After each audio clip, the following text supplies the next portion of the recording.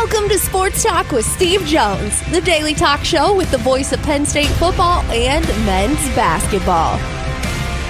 You never know what special guest may stop on by any given day. Now here's the man of the hour, Mr. Steve Jones. All right. Great to have you with us on the show today. The Friday night game, by the way, is Iowa-Rutgers. Yes. And we talked about it a little bit yesterday. Yeah, that's the Friday night game, and I think that is a game of great interest because those are two Penn State opponents. Obviously, Rutgers is way down the line at the end, but Iowa's just about a month away, so be interesting to see because I haven't watched them. I'm not going to sit there and pretend I watched the Iowa State game. The only thing I know about Iowa so far is statistically, and the same thing with Rutgers. I think I saw maybe a series again of the Miami of Ohio game or something like that. So this will be Friday night. Get a good look at that. Then I did watch Oregon Northwestern yesterday, and obviously I'll watch Oregon State this week. You can watch the game live. You can enjoy it live, Steve Jones. I've seen UCLA twice. I'm so sorry for you. No, I've seen it twice. Two more times than anyone. The Utah game was interesting to me. I mean, because knowing at least something about Utah, and then I watched some of the New Mexico game. Like, ooh, that was one of those where you sat back and went, "You had to be kidding me." Yikes! Yikes! Yeah. Going on right now in the sports world, I want to start in the MLB, Mr. Jones. Cal Raleigh. You talked about it yesterday. That man is he is playing lights out. He hit his 55th and 56th home runs last night. Right. He is now has the most home runs in one season for a switch hitter that has stood since 1961 and Mickey Mantle. Right. This is what I'm talking about. Yeah. Okay. And again, Aaron Judge is a great player. But like every milestone he meets with the Yankees, we get a headline about it. Right? This is worthy of a headline. This breaks an all-time record. A switch hitter has never hit 56 home runs in a season. And this is Mickey Mantle, who's one of the greatest players ever. Right. But it's also, but it doesn't matter who the switch hitter is. Could have been Eddie Murray, for example. Okay? A record is a record. That's a record. Okay? Aaron Judge did not set a record. He went past a catcher. Right? Yogi Berra on the all-time Yankee list. Yep. And then, of course, DiMaggio. Okay, we're not at 400 home runs yet. This guy in a single season broke a record, a forever record. Right? And congrats to him. He's the MVP of the league this year. Yeah. He also tied Ken Griffey Jr.'s mark in 1997 of 56 home runs in a season for a Mariner. Again, an incredible number. Like when Judge got was at 63, huge, big thing. It's interesting because I believe when Griffey set the record, it was at the Kingdom. The Kingdom being indoors, right? Believe it or not, Ken Griffey Jr., when they moved to the new park, he struggled hitting home runs in that park. Because the roof is open a good chunk of the time. Is it Safeco? Is that still the name of it? Or that was the name of it for a while? Okay. I think it's T-Mobile. Most of the time, that roof is open. This guy's hitting home runs in a place that's not really a home run park. He's playing half his games there. He's just one powerful dude. Yeah. I mean, credit where credit's due. He is cranking right now, and the Mariners still have more games to go, so there is always a chance he finds his way.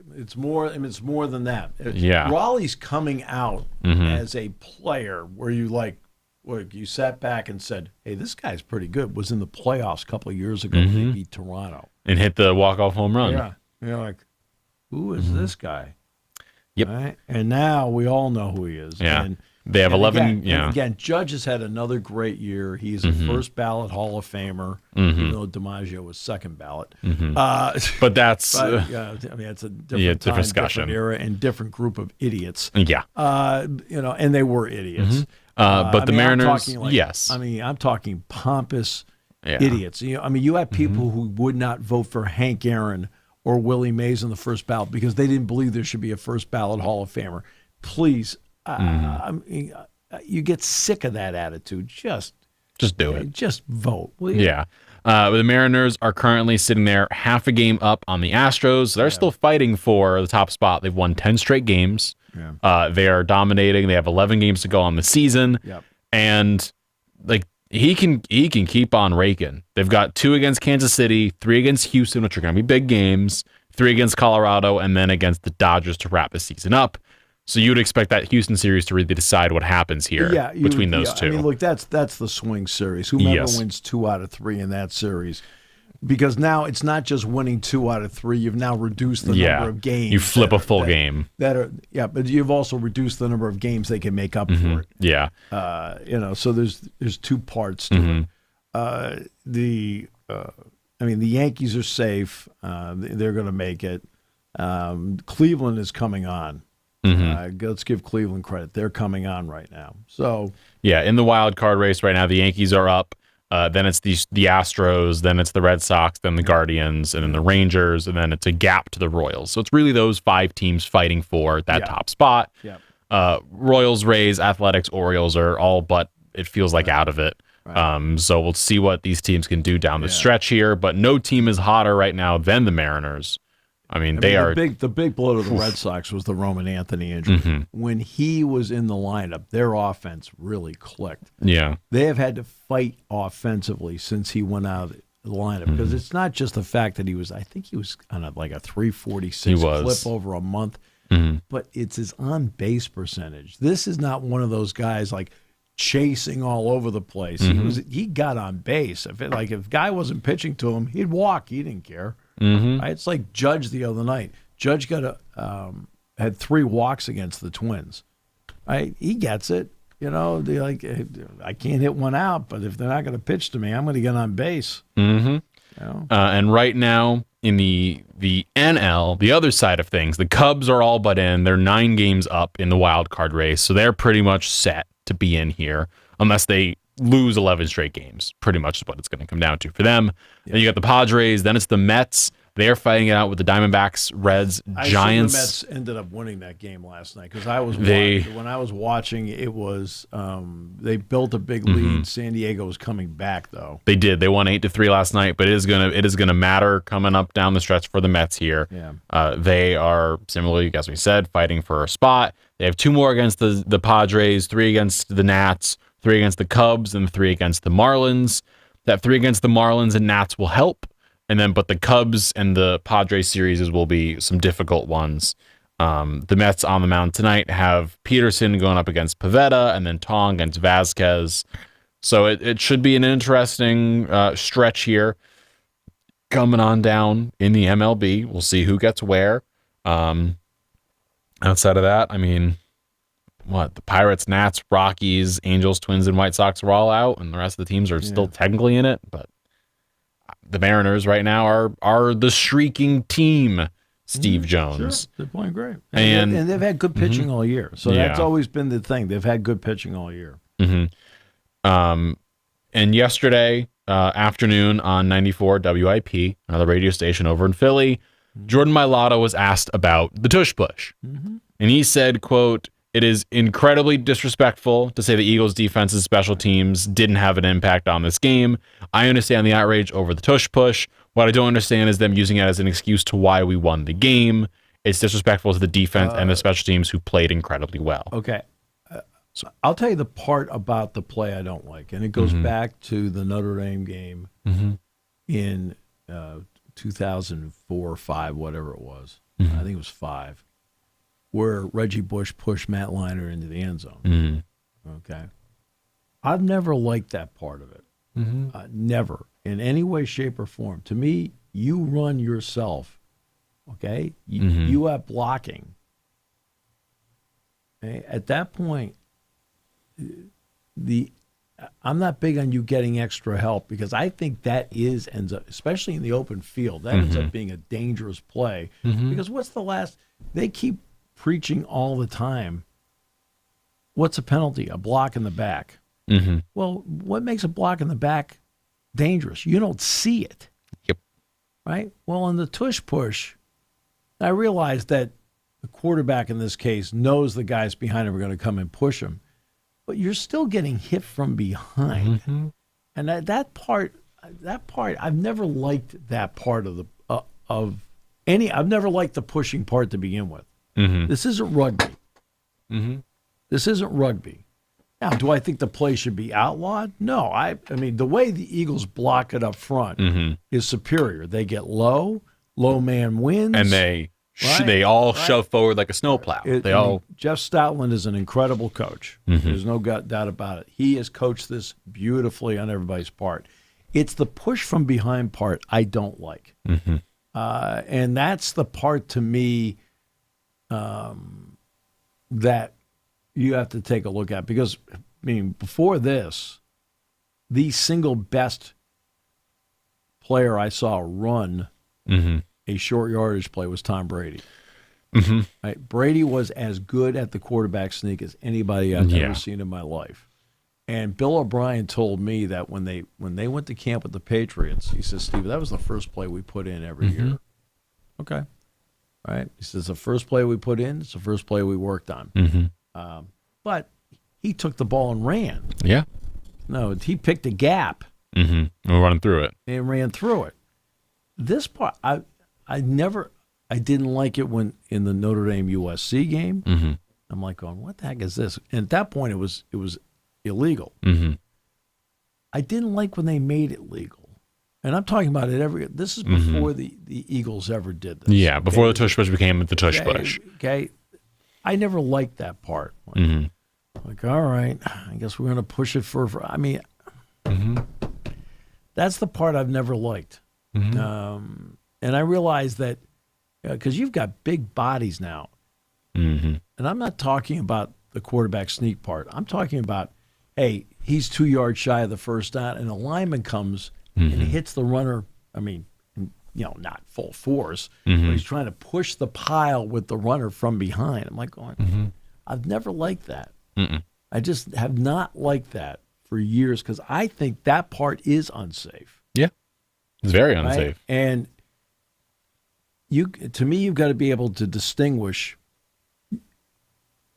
And you can't distinguish between doing that in the open field and doing that in a quarterback sneak. You can't distinguish between the two.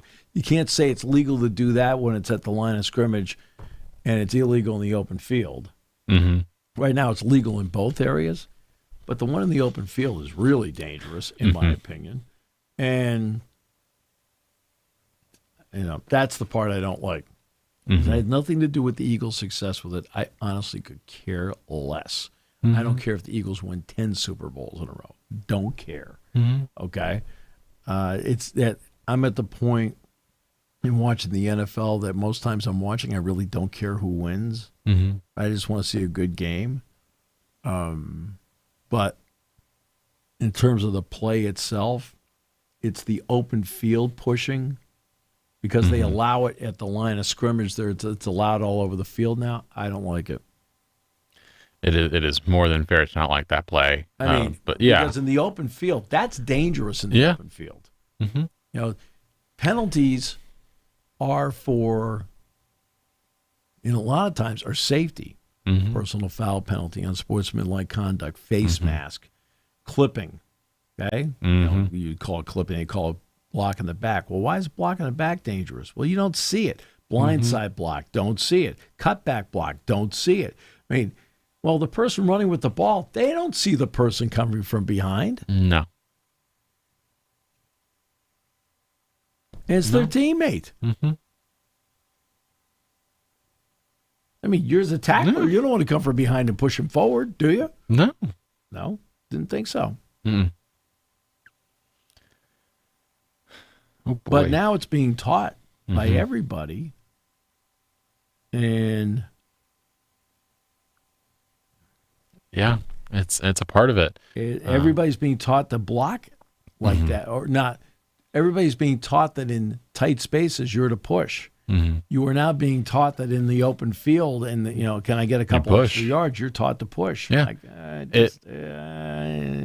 I always enjoyed when and I still do, when teams get down to like the 1 yard line, when you're at that like 1 yard line, the half yard line, down to the goal line, like a third down, fourth down, that's my favorite spot on the field, because that's where I love seeing all of the, not the trickery, but like the just subtle misdirection, where we saw it years ago with Peyton Manning with, I think he was with the Broncos at this point, where he fakes the handoff, fakes off the entire stadium and runs it in on a bootleg. And you're like, Peyton Manning running the ball? That shouldn't happen. Right. Or for me, watching the Saints with Drew Brees, who would get the ball, put it up, and then bring it right back down immediately. No one would get to touch the ball, and he would put it over the goal line. Seeing stuff like that was enjoyable. Or Brady with the sneak, where he would find the lane and run with it. Yeah. Like, there's something about it that feels like you're relying on the talent. This feels like you're relying on... Well, I know the talent, as we've said, is involved in the low man and all this stuff, but it feels less of a talent, more of just like we're winning the rugby scrum here.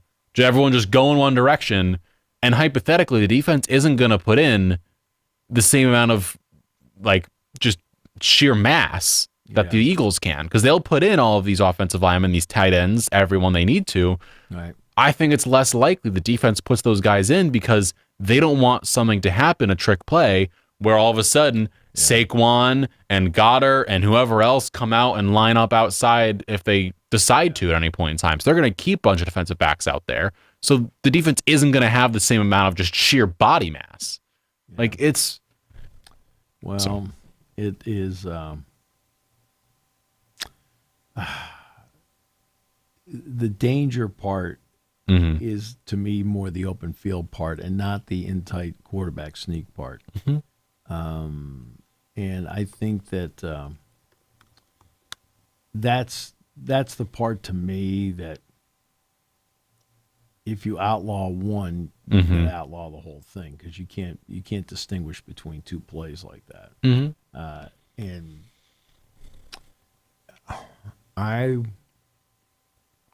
it's been a rule change ever since they made the rule change. I never liked it. Mm-hmm. It's just me. Never liked it. It has zero to do with Philadelphia. Mm-hmm. Nothing. Zero. Zip. Nada. Nothing to do with Philadelphia. Care less what Philadelphia does. I'm just talking about in watching the game. Mm-hmm. How often do you see in a college or a pro game where all of a sudden, just in the open field, they're trying to push a guy to get extra yards? It's like, come on. Yeah. Something going on right now. Started up yesterday. The Champions League is back, and people are playing matches. And I wanted to discuss with you leagues innovating and what we're seeing across the NFL, the NBA, MLB, with the innovation they're doing with just anything and everything. And I wanted to just, because today is a bit of a slower news day at the moment, the idea of leagues changing things up here and there. So I want to go league by league and start with what they're doing to innovate. So Champions League, for instance, started last year. It went really well. Was the new competition where every team is put in these pots. Every team is drawn. They play 4 home games, 4 away games. It could be against any of the other teams. Right. So it means Arsenal, for instance, play against Athletic Bilbao, but don't play them in the reverse leg at home. Instead, they just play them away, so on and so forth. The top 8 teams all qualify for the round of 16, and then the next set of 16 teams, 25, are qualifying to play a knockout phase to then play against those teams in the next set. Teams 25 to 36 are eliminated, so on and so forth, and they play all the way through until it wraps up completely. I love this because it means everyone gets involved. There's a little more emphasis on like, well, you can play all these different teams. 8, you get to play 8 different teams. It's not just 3 and 3 where it's kind of boring, same, whatever. So I appreciate that. Then you move over to the baseball.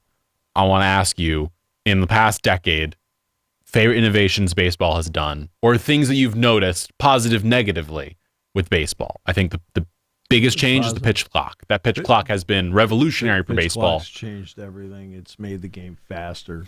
It's knocked a half hour off games, which they needed to knock a half hour off a game.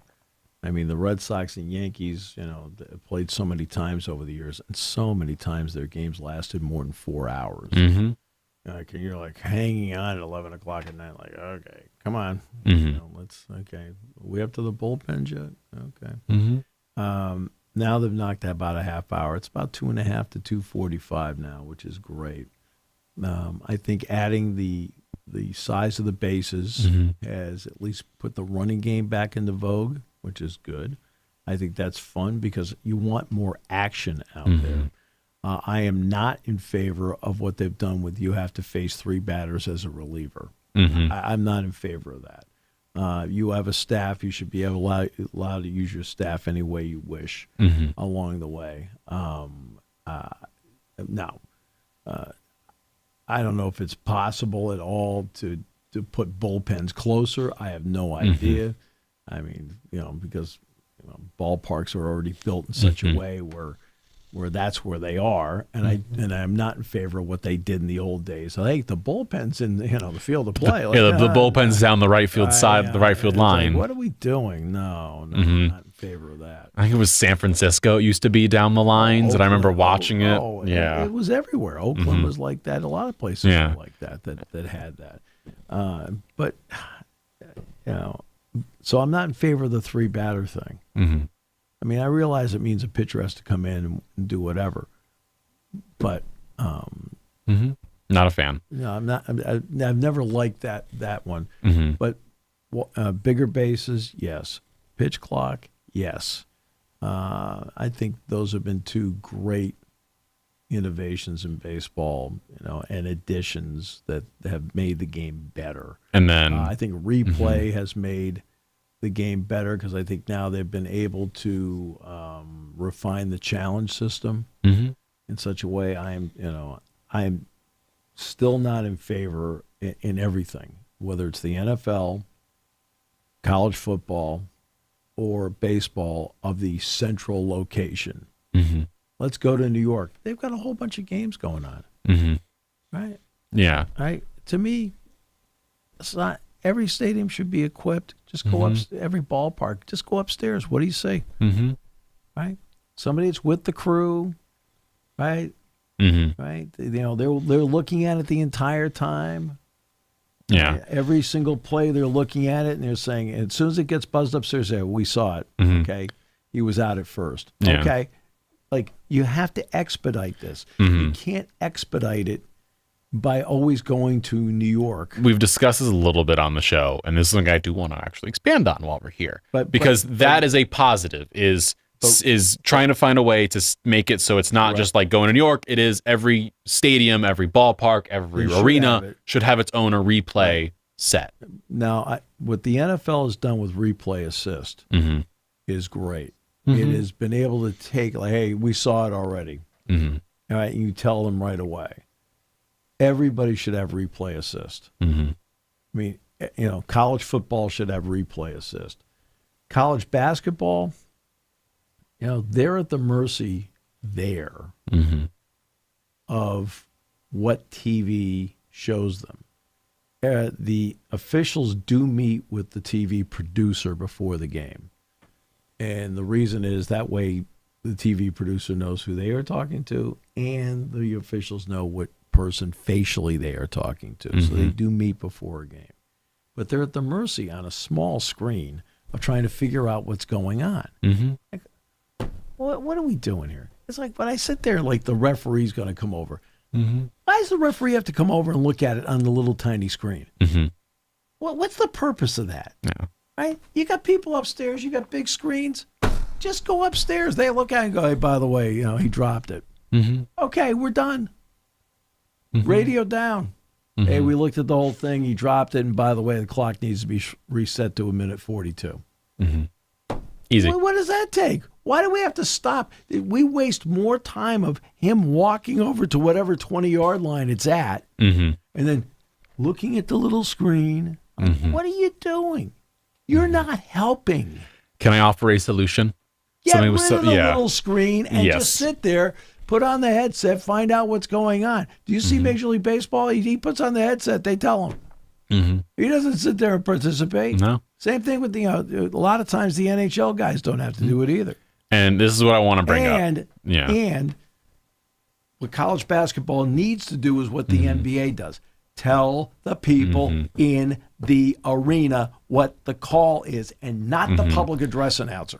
Tell everybody what you're looking at, why you're going to look at it, go look at it, then tell everybody what the ruling is. Everybody. You don't sit there and go, we're going to send Bobby over to tell TV. Doggone it. There are people that paid money to be in this game. You tell them what's going on. Right? They are so backwards on this. It has bothered me for years where you sit there. I mean, for me personally, I don't care. I can figure it out. I mean, I'm looking at the replay myself. But these people paid to park. They paid for gas. They've been paying for concessions. They paid for tickets. And they're the last people to know what the ruling is, while the person at home is sitting there going, hey, what happened? Hey, guess what? I mean, 24 was out of bounds. And da-da-da-da-da. But so the man or woman who didn't bother going to the game and stayed at home gets all the advantages, while the person that took the time, energy, and money to go someplace and be a part of it is the last person to know. What kind of idiot thinks that's a great system? I mean, None. I'm not using idiot lightly here. What kind of idiot thinks that is a great system? That system stinks. And I see this in basketball all the time. I mean, because Nick and I find out what's going on. Yeah. I mean, we find out what's going on. If we're down the floor, we're told, right? We can see for ourselves what's going on because we have a screen in the booth at home. That has nothing to do with us. It has to do with all the fans. You need to encourage people that it's a great place to be and give them more advantages being there than the person at home. Because guess what? All those people there, they're either paying for their streaming or their cable too. So they're already paying what the man or woman is paying at home. They're paying extra for the tickets, they're paying extra for parking, paying extra for gas, paying for the concessions, being a part of the atmosphere, the whole 9 yards. Yet they're the last people to know. Everybody's like, oh, I don't know what the hell is called. I don't know. Right? That's how poorly college basketball treats its fan base. College basketball treats the fan in the stand like a second-class citizen. Right? And those are the conferences that do that. Yeah. Right? You're right. Right? You've got it now. And now you tell everybody what the deal is. Everybody. And by the way, it's mic'd up on TV anyway, so everybody finds out at once. And the people who bought the tickets should not be sitting there going, okay, what? What happened? Why bother going to the game? I got a better experience at home. Then you sit back. I don't understand why attendance is down. I don't know, because you treat people as a conference and as an NCAA, as an organization, like trash, as an afterthought. Well, TV paid all this money. These people pay money. Ratings went down during COVID when people were at home because there was no atmosphere in the arenas or the stadium. Ratings for everything went down. Yeah. Spot on. No, again, for years and years and years, I talked about this. I mean, look, I influence nobody. I understand that. Yeah, I influence nobody. But I think I speak for a lot of people. For years and years, I talked about put the replay up on the video board. I could care less how controversial it is. What do they think? The fans are going to look at it and go, oh, my God, and storm the Bastille? Come on. When does that happen? Right? They should have the right to see what the person at home is seeing. They're finally doing that. You had to fight for years to get that up there. Years and years and years and years, where the person at home got to see the replay. Meanwhile, you're getting an ad for Pepsi. Because you weren't allowed to show it. Well, controversial plays. Like, what the heck are you talking about? Right? These people paid good money to be there. Their voices are coming through the TV set and making the TV experience better for everybody. Don't treat them like second-class citizens. They finally now have every replay up on the board in every stadium. Finally. And it took years. It took decades to do that. Decades. I mean, there's just no common sense about how they do these things. When it comes to the officiating thing, right? At least college football does it. They tell you. Okay? They do tell you. The communication's been excellent. College basketball, they don't. Nope. When it comes to refereeing as a whole, it's kind of something I wanted to get to in a different way. This is where I think a lot of the negatives are for leagues across the board. So you mentioned college basketball already. I look at other leagues, as you've discussed, the NFL, the quick, snappy, the fast stuff. Yep. I look at, as a soccer fan, the fact that now the offsides call is made within like 10 seconds. It's literally, where's the ball? Where is he? Cool, done, easy. That one's made fast, on the spot, no questions asked about it. The problem soccer has is video assistant review, VAR, because the difference between the American sports leagues and soccer is when those calls are made of like hey, we're going to video review, the referee goes over and looks at the little box, but they go over and look at it versus being told, hey, we think you made a mistake out here. Because the VR's thing is clear and obvious errors. Has to be clear and obvious. What does clear and obvious mean, Steve? Yeah, no kidding. Because it, for whatever reason, makes no sense to anybody. The fact that clear and obvious isn't a thing. And because it's not a thing, then all of a sudden, when the ref says there might be an issue here, the ref goes over, he may think, no, it's not a foul, that's not a penalty, it's not a this or that or the other. But because he got told to go over, it's almost like an expectation of, okay, well, I was wrong, I'm going to go with their decision instead. It's almost like I have to, because if they're telling me to, like, I can't remember the last time I saw a VAR review where the ref went over and didn't go with whatever VAR said. It almost always happens where VAR says it and the ref goes over, and it's this whole like 10-minute hullabaloo for no reason. Right, it takes too long. Get rid of it. I mean, no, we just had the U.S. Open Tennis Championship. Right, they immediately show you where the ball hit. Yes, and they show everybody in the stands, whether it's the Billie Jean King Center or the Arthur Ashe Center. Everybody sees it. Yep, fans there see it, people at home see it, and it's like that, instant. Right, there's no. By the way, also, too, they put the serve clock in. The Rafa Nadal.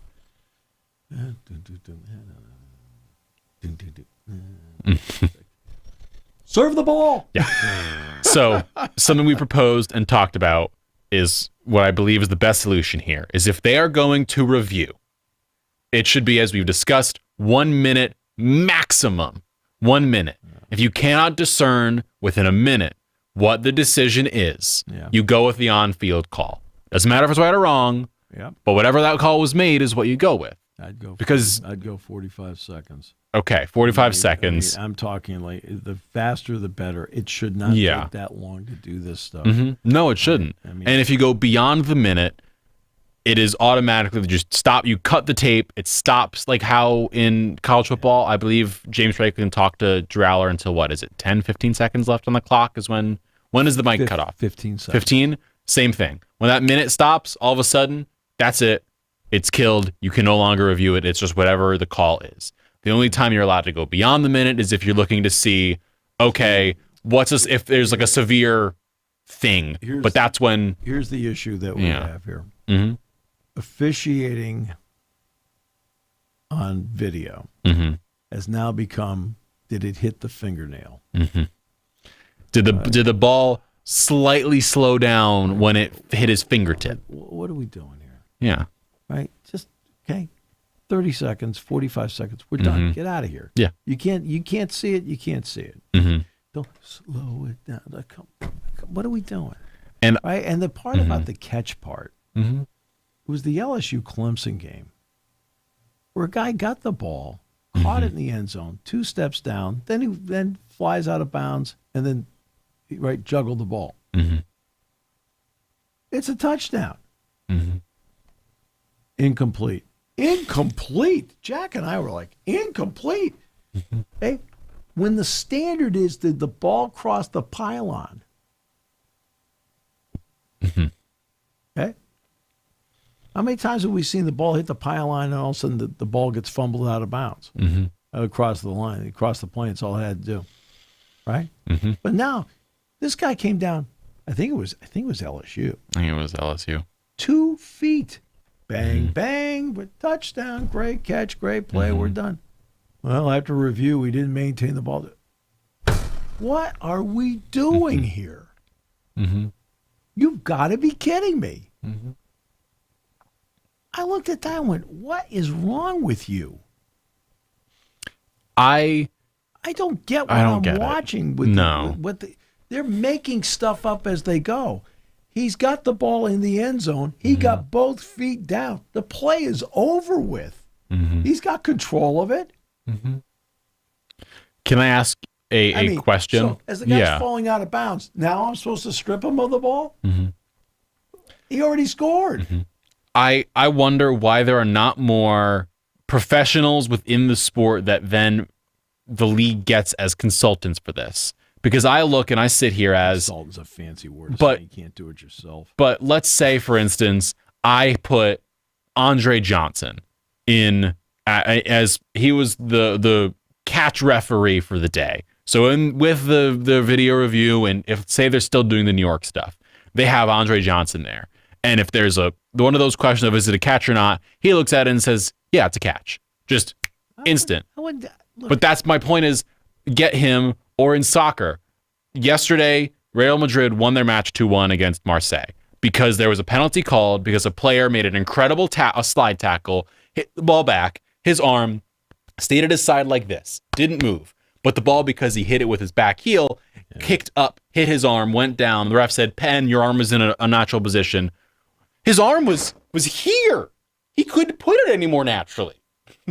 He had it against his body and was told unnatural position. Every person who has ever played soccer would say there's literally nothing he could do that's not a penalty. It's just not. Look, if I throw the ball over the middle, the guy makes a catch, is going to the ground, it's knocked out, or the ground, it's incomplete. Okay, you didn't finish the play. Right? If you take 2 steps, the play's over. To me, on the sideline, you put 2 in the NFL. You put 2 feet down.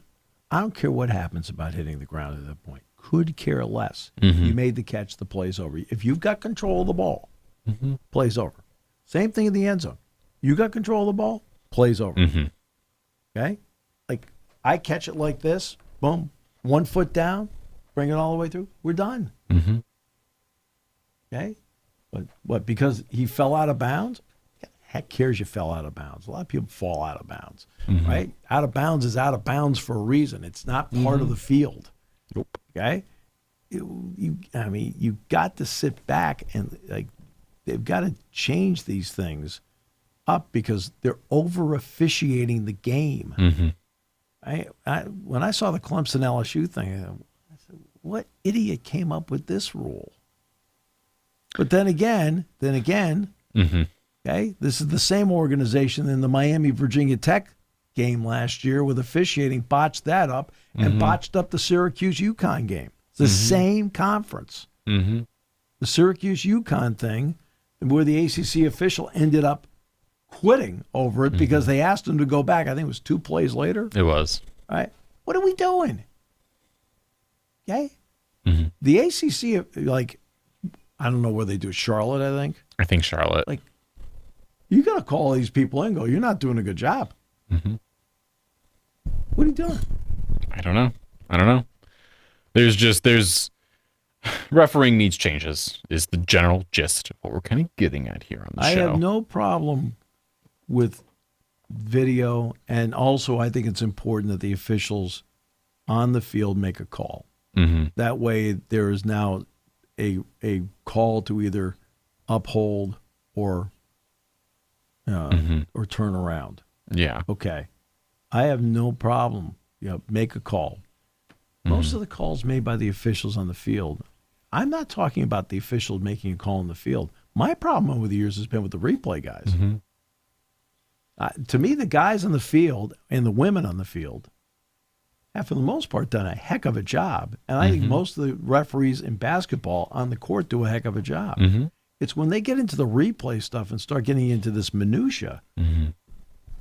Well, what are we doing here? And I've had problems with the replay guys for years. They're like, Jack and I will look at each other like, what are they seeing? Because we're looking at the same thing they're looking at. We don't know what they're seeing sometimes. I wanted to add this in. That was another part of it. It is my belief that, like, we get to see it on the TV, is that on TV and in arenas, they should be able to put up whatever feed the refs are looking at. They should, as you said, with the calls, like, you should put that up. I want the fans to be able to see it, because we usually see it where in stadiums the replay is shown of what, like, the general play they're watching is, but they should put up the exact camera replay of what refs are looking at, so I can say, okay, well, they're zooming in on this part here, so I can kind of tell what they're trying to ask the question of. Like, just give us something. Creighton played Nebraska last night in women's volleyball. Now, this part I'm not sure if the arena saw or not, but they would, when there was a replay, TV people went right there and they were right on top of it. I don't know what they were allowed to see in the arena or not, because the match was at Creighton last night. It was in Omaha. And, I mean, if they can do that, show it in there. Pipe the feed in. Let people see. What are they talking about? Why? Yeah. Right? I mean, it's okay. I mean, I mean, we're not buried in a mountain in West Virginia. Okay? Look, people should know what they're looking at and why, both at home and in the stadium. They should. Like we've made advancements. Take advantage of it. I agree. Advantage of the advancements and make the fan experience better, because whenever there's a strike or a lockout, the players will say we're the game. But the reality is, yes, they are the game. They're the product. But no owners, no game. No fans, no game. Exactly. Don't leave the bottom part of the triangle out of it. For Penn State sports today, they have a few matchups coming on up. Yeah. We have tonight, Pitt takes on women's volleyball for Penn State here in Happy Valley. Nebraska versus women's soccer is here tomorrow. Pitt, by the way, is an excellent program, and Penn State beat them in the national semifinals in Louisville at the KFC Yum Center last year. I believe Pitt in the regular season they beat them. Penn State.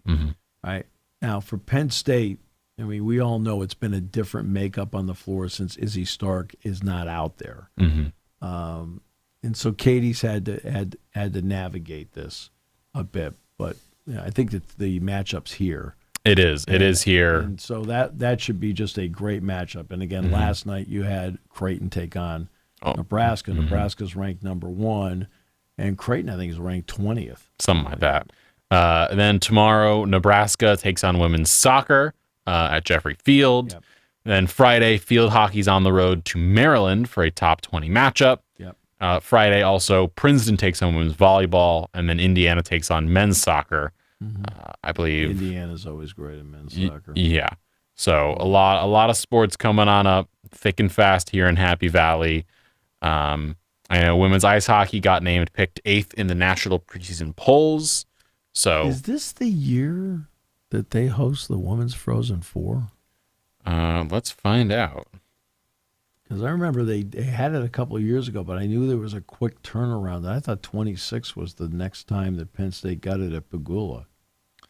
If you can give me 1 second, I could find out who's hosting it. Women's Frozen Four hosts 2026. 2026 in Pagula Ice Arena. You act like I don't know what's going on here. I do know what's going on here. Pagula's going to have a lot of good hockey this year. Let me tell you. Well, I know that Jack and I have talked about going over to for homecoming, going over and taking in a game. So we've talked about that. Now, they're going to open at Arizona State. Brian Tripp is going to do the Friday night game in Tempe, the former home of the Arizona Coyotes, and then I think he's driving from Tempe to California. Yeah, it's like 5 hours, I think. It's not terrible. I don't think he's flying. I think he's driving. So then to work the sidelines for the UCLA game. So they open Friday, October 3rd. We're 2 weeks away. At homecoming matchup, you mentioned the first weekend for men's hockey home. They take on Clarkson October 9th and 10th. Yeah. And they have 3 straight weekends of games here. Then Big Ten season kicks off around Halloween when they take on Ohio State. Yeah, well, and Penn State's on the road for football that weekend at Ohio State. So, I mean, that's going to be out. That's why Jack and I talked about going over to the Clarkson matchup. Clarkson matchup. Just, look, I just want to watch him play. Yeah.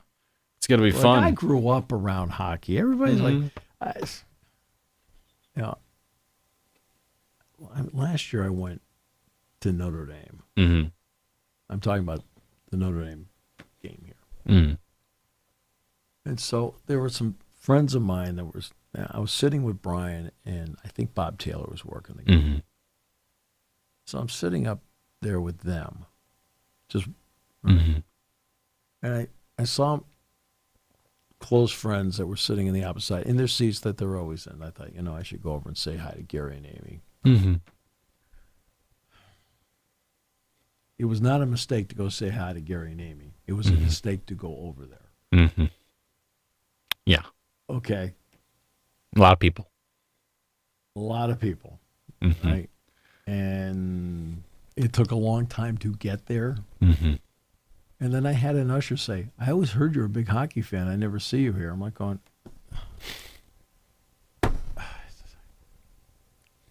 I grew up in the Bobby Orr era. Mm-hmm. Okay? Hockey in New England, me growing up, right?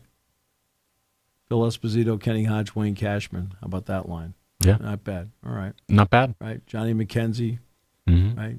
Johnny Busick, Derek Sanderson, Eddie Westfall, Don Marcotte, right? Pretty good. Don Ari, Dallas Smith, Teddy Green, Bobby Orr, Jerry Cheevers, Eddie Johnson. No, I don't know anything about hockey. No, he does not.